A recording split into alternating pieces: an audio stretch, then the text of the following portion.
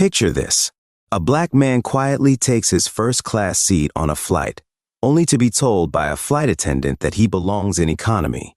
But here's the twist. He's not just a passenger. He's the pilot scheduled to take over for the next leg of the journey. What happens next leaves every passenger stunned, as the captain's powerful response to this unexpected prejudice turns a routine flight into an unforgettable lesson on dignity and respect. Stay tuned to hear how one pilot's quiet strength shook an entire plane, and let us know where you're listening from. Captain Elijah Carter, a 42-year-old seasoned airline pilot, sank into the plush leather of a first-class seat on a flight from Atlanta to San Francisco. Today, for once, he was just another passenger. Dressed in casual jeans and a polo shirt, he blended into the line of travelers boarding the flight. He pulled out his worn copy of The Spirit of St. Louis, a book he loved since childhood, and prepared to enjoy the rare luxury of first class. But before he could fully settle, Elijah felt a presence by his side. A blonde flight attendant, Holly, with a polished yet faintly distracted smile, leaned over him. "Excuse me, sir," she said politely but with an edge. "May I see your boarding pass?" Elijah blinked in surprise, handing her the ticket. Holly scrutinized it, then glanced at Elijah, her expression shifting from confusion to something harder to read. "I'm afraid there may have been a mix-up," she said with a forced smile. "This seat is for our first-class passengers. I'll need you to move to economy." Stunned, Elijah swallowed his frustration. This wasn't his first encounter with this kind of discrimination, but it felt especially glaring here, in a place where he should have felt at ease. Taking a breath, he kept his tone calm. "I'm certain this is my seat, ma'am," he replied.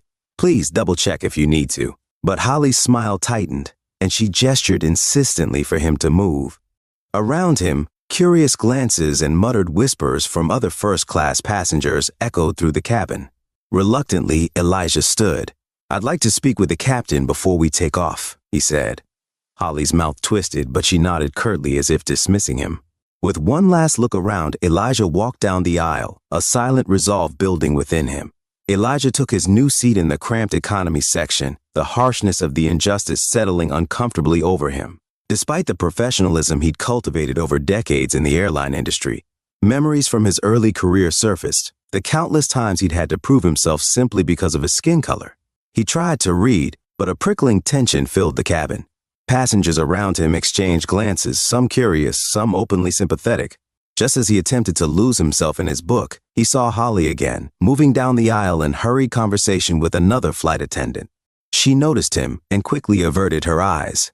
Elijah sighed, wondering if this flight might serve as an opportunity to educate rather than resent. But how could he do so effectively without escalating the situation? As he was deep in thought, a voice came from the intercom. "Elijah Carter, please make your way to the front of the plane. We apologize for any inconvenience." The murmurs grew as Elijah made his way forward, now feeling a strange mix of trepidation and vindication. As Elijah made his way up the narrow aisle, he felt the weight of dozens of eyes following him. Some passengers looked away uncomfortably, while others tracked him openly, their expressions a blend of curiosity and confusion. He could sense the unease in the air, a potent mix of discomfort and intrigue that rippled through the cabin like an electric current. At the front of the plane, First Officer David Morales awaited him, an unmistakable look of dawning horror on his face. Morales had known Elijah for years. They had crossed paths in airports, exchanged stories over late-night layovers, and shared mutual respect for each other's flying skills. Now he stood frozen, as though grappling with an internal storm of guilt and disbelief. "Elijah, Captain Carter," David stammered, his voice dropping to a hushed, almost reverential tone. It wasn't just a question, it was a formal recognition, a shift from friend to professional, from casual acquaintance to deferential acknowledgement. Beside David stood Holly, the flight attendant whose casual dismissal had sparked this moment. The dawning realization flooded her face, and her once bright smile faded. Replaced by something else entirely, embarrassment mingled with shock. She looked from David to Elijah, her cheeks flushed a deep crimson as if the weight of the passenger's stares had transferred to her. "There seems to have been a misunderstanding," David managed, his gaze darting between Elijah and Holly, as though trying to piece together how such an error could have happened under his watch. His shoulders sagged, and he looked at Elijah with an expression of raw apology. Elijah held his ground, his gaze steady and unyielding. He wasn't interested in a spectacle or seeking retribution. He simply wanted to reclaim the dignity and respect he had rightfully earned. "I'd be glad to take my assigned seat, thank you," he said calmly, his voice even, though inside he felt the adrenaline pulse through him. Holly took a step back, visibly shaken.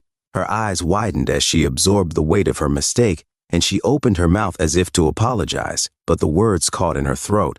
Her face had paled, her hands clenched tightly around her clipboard, the corners of her eyes glistening with unshed tears.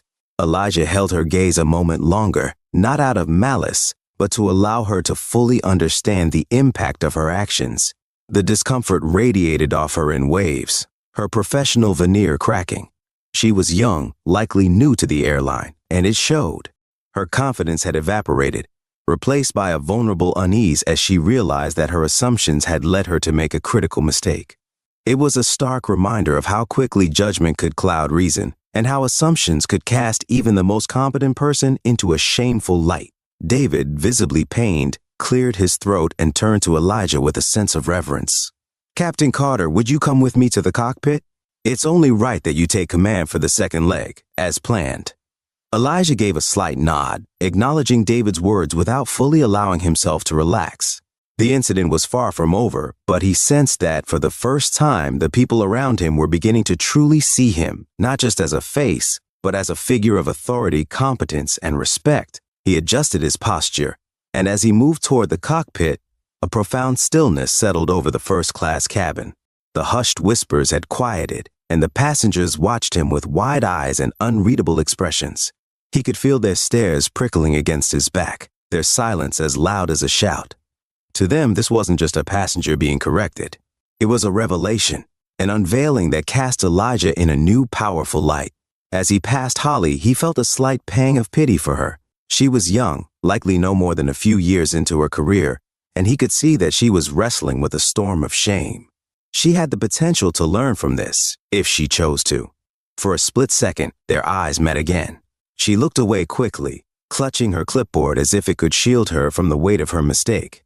But Elijah offered her a small, nearly imperceptible nod, a silent gesture that, while he didn't condone her actions, he hoped she would take this as a moment of growth.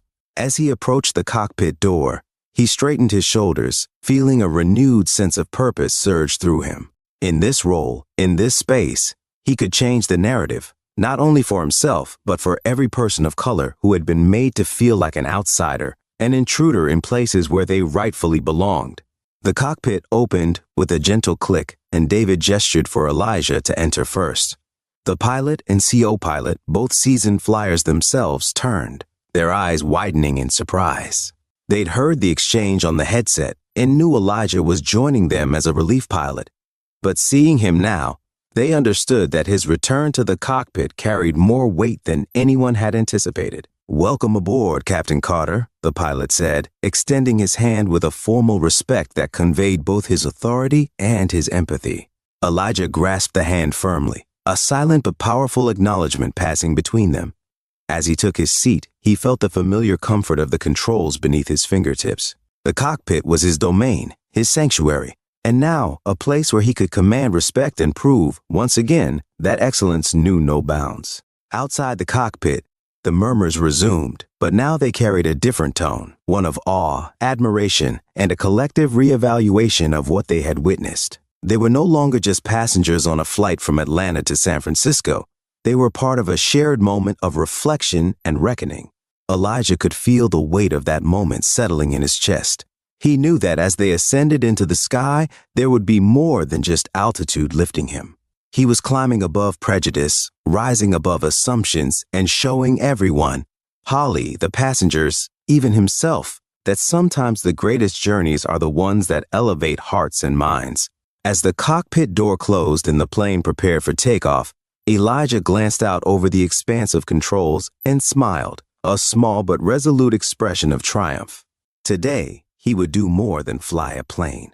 He would lead by example, showing everyone on board that dignity and respect were not things to be granted, but things to be claimed and upheld no matter the cost.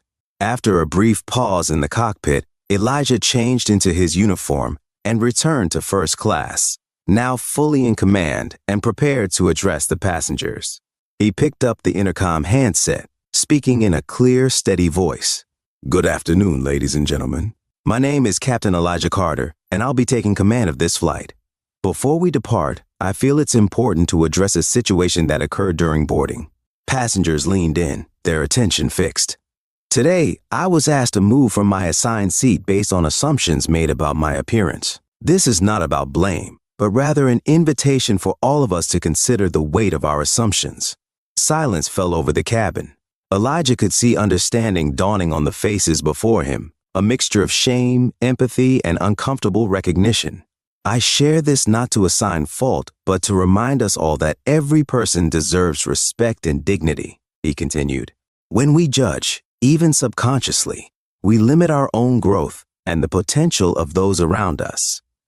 The cabin held its breath. Then, one by one, passengers began clapping. The applause swelled, carrying with it a sense of admiration and respect that left Holly standing still, her eyes downcast.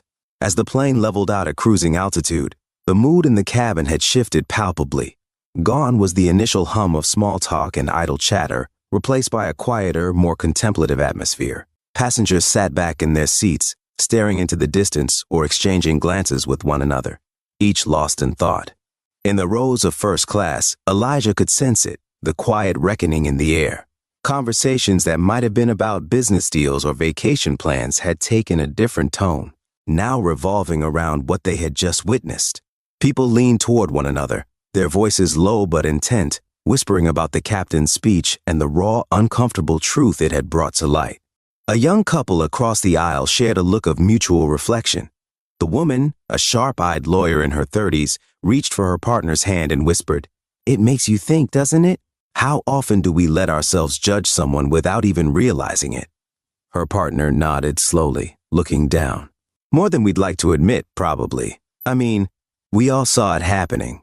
And we just at there." Further down the aisle, an elderly man with a cane stared out the window, his face a mixture of sadness and regret. He'd spent his whole life teaching his family about treating people with respect. Yet here he was, realizing he hadn't had the courage to speak up when it truly mattered. He leaned forward, jotting a few words on a napkin, then looked around, catching the attention of a passing flight attendant. "Could you make sure Captain Carter gets this?" he asked, his voice gruff. The flight attendant nodded, taking the napkin with a faint smile as she collected other notes and messages. Gradually, more passengers reached out for napkins, scraps of paper, or whatever they could find, scribbling down words of apology, encouragement, and reflection. Some left heartfelt messages, while others simply wrote, "I'm sorry." For some, the act of writing became a form of release, a way to acknowledge their own shortcomings and strive towards something better. In the galley, Holly stood with her back to the cabin, gripping the counter as if it could ground her. She had never expected the day to take this turn. What had started as a routine flight had transformed into a personal reckoning, and she could feel the weight of her actions pressing down on her. Her mind kept replaying the moment she'd asked Captain Carter to move. She remembered the look in his eyes, calm but deeply disappointed, as he complied with her request. The memory left her feeling raw, as if her every assumption, every unexamined bias had been exposed for all to see. "Holly, you okay?" She turned to see her fellow flight attendant, Maria, standing beside her, watching her with gentle concern. Maria placed a reassuring hand on her shoulder, giving it a comforting squeeze. "You know, Holly," Maria said softly, "the important thing now is learning from this." Captain Carter turned a tough situation into a lesson for all of us. He could have made this about anger, but he didn't. Holly swallowed, her eyes welling with tears she couldn't blink away. "I know, Maria. I feel like I've been so blind." Her voice cracked, and she dabbed at her eyes with the corner of her sleeve. "I never saw myself as the kind of person who judged someone based on appearances. But that's exactly what I did." Maria nodded, her gaze steady. "The truth is, we all carry biases, even if we don't realize it. The difference is in what we choose to do once we see them." She paused, her expression softening. "Captain Carter showed us that. Now it's up to us to make it right." Holly took a deep, shaky breath. She hadn't felt this exposed, this vulnerable in a long time. Her entire career, she had prided herself on her professionalism and her commitment to treating every passenger with respect. Yet, with one assumption, one split-second judgment, she had undermined everything she thought she stood for. "Thanks, Maria," she murmured, her voice barely a whisper. "I want to do better. I'll find a way to make this right.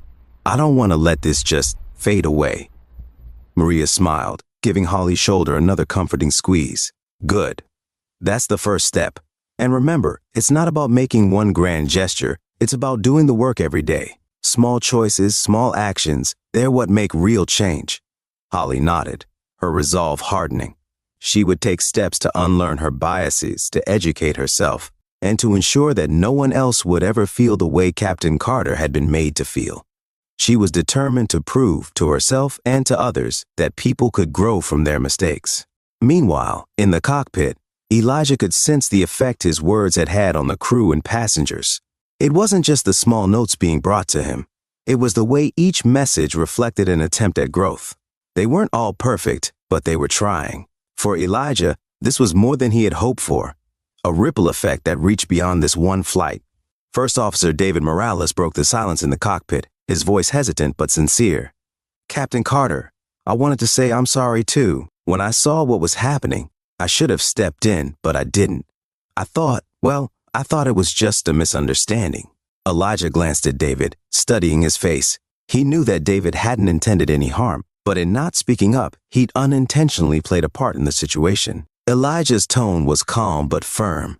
David, being an ally means more than not being the problem. It means using your position to advocate even when it's uncomfortable. David nodded, visibly moved. "You're right, Elijah. I see that now. It won't happen again." He straightened, his expression resolute. "Thank you for setting an example for all of us." As the flight wore on, the notes kept coming. Elijah skimmed through them, feeling a mixture of sadness and hope. He read words of regret from the elderly man who hadn't spoken up, promises of self-reflection from the young couple, and heartfelt apologies from passengers who had simply observed in silence. Each note was a testament to the subtle but powerful transformation taking place in the cabin. Even Holly, still visibly shaken, had approached Elijah with trembling hands, offering a handwritten apology on a napkin. The words were simple but heartfelt. "Captain Carter, I deeply regret the assumptions I made about you. I see now how my actions hurt you and have learned a lesson I will carry with me. Thank you for your grace and for giving us all a chance to learn. I promise to do better." As he read her words, Elijah felt a small but profound sense of fulfillment. Holly's humility, her willingness to face her mistake, told him that change was possible. This journey, he realized, had the potential to reach far beyond this one flight.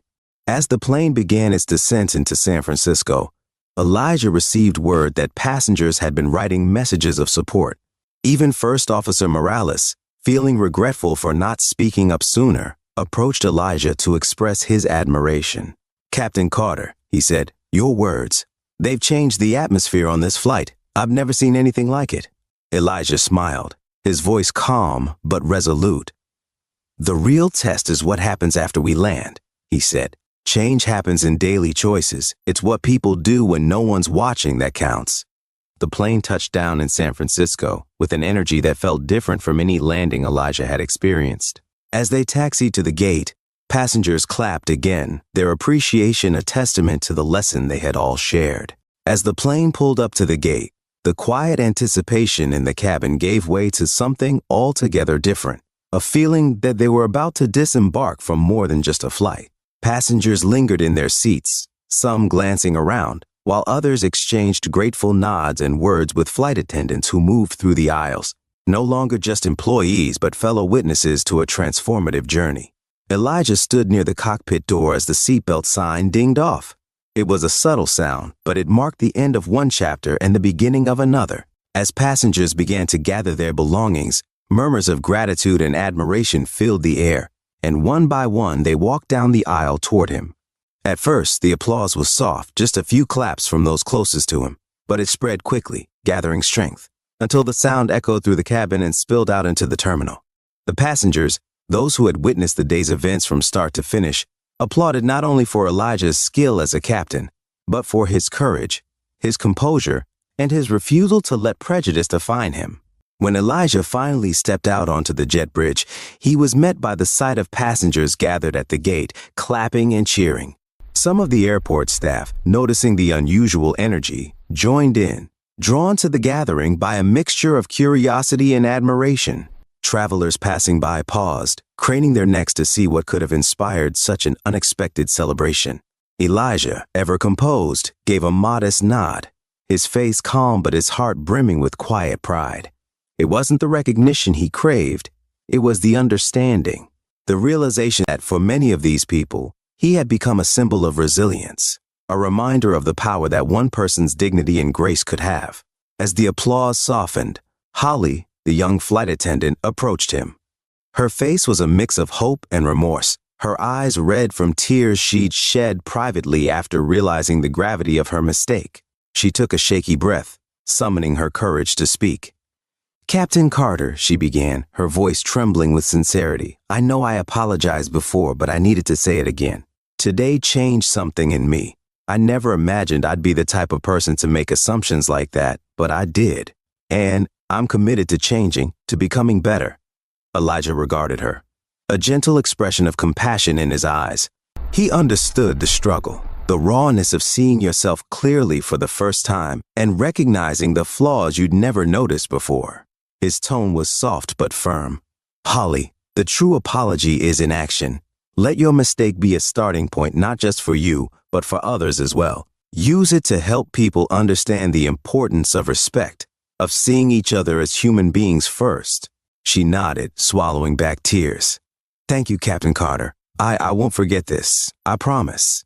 At that moment, a young woman in a sleek business suit approached, her phone clutched in her hand, her face lit with a sense of excitement and purpose. She glanced around, gesturing toward the passengers who had started the movement, and held up her phone.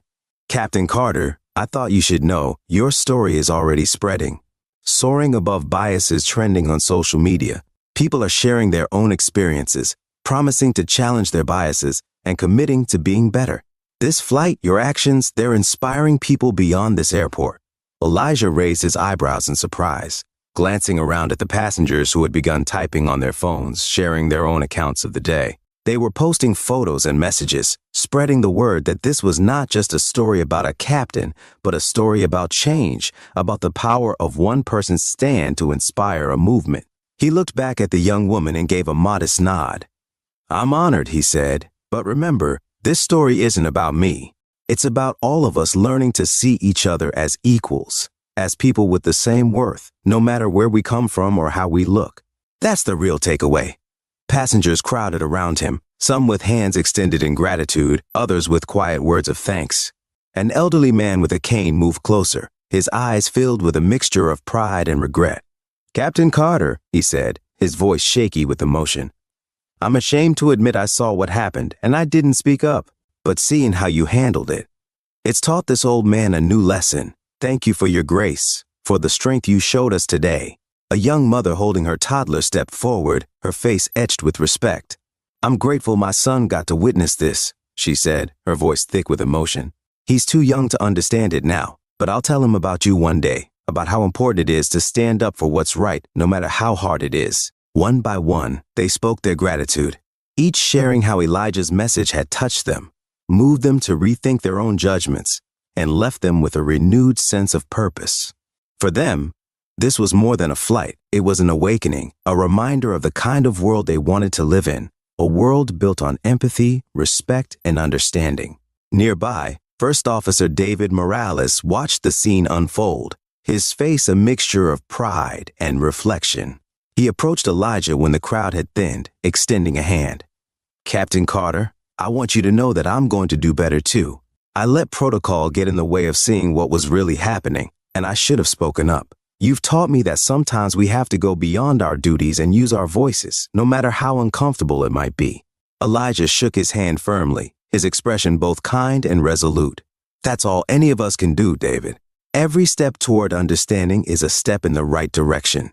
The important thing is that we keep moving forward." As Elijah began to make his way through the terminal, he felt a gentle tap on his shoulder. Turning, he saw a small group of young aviation students who had gathered, their eyes wide with admiration and hope. Captain Carter, one of them, a young woman with curly hair and a hopeful smile, said, "We're all training to become pilots one day. Seeing you, hearing what happened today, it's given us so much strength. You've shown us that there's a place for all of us up there, no matter who we are." Elijah felt a surge of pride as he looked at the young students, each with their own dreams, their own journeys yet to come. "The skies are for everyone," he said warmly. "Remember that. And never let anyone make you feel like you don't belong." The students beamed, nodding as they absorbed his words. One of them, a young black man, spoke up, his voice filled with conviction. "We'll do our part too, Captain Carter. We'll make sure people know that there's space for everyone in this industry." Elijah placed a hand on his shoulder, giving him an encouraging nod. "Good. Remember, the future of aviation and of the world is in your hands. Keep pushing forward and make it a place where everyone can soar." Weeks later, Elijah received a call from the airline CEO, Margaret Lewis. She praised his handling of the situation and offered him a role in the company's diversity and inclusion initiatives. Elijah accepted, knowing this role would allow him to influence real change, far beyond the confines of a single flight. Elijah's journey had shown him that the skies held boundless potential for planes and for people willing to rise above prejudice. And every time he donned his uniform, he was reminded that he wasn't just flying planes, but paving the way for future generations to soar without limits. As he looked up at the sky that evening, Elijah smiled. Today, he had flown higher than ever before, with a spirit unbroken and a commitment to lead others toward a brighter, more inclusive future. As Captain Elijah Carter walked away from the plane, his powerful response had left every passenger changed. He turned a moment of prejudice into a lesson on courage and respect. Now, what would you have done? If you'd been on that flight, would you have spoken up or watched in silence? And if you were in Elijah's shoes, how would you have handled it? Think about it, and let us know your thoughts on Captain Carter's story in the comments below, and don't forget to subscribe for more narratives.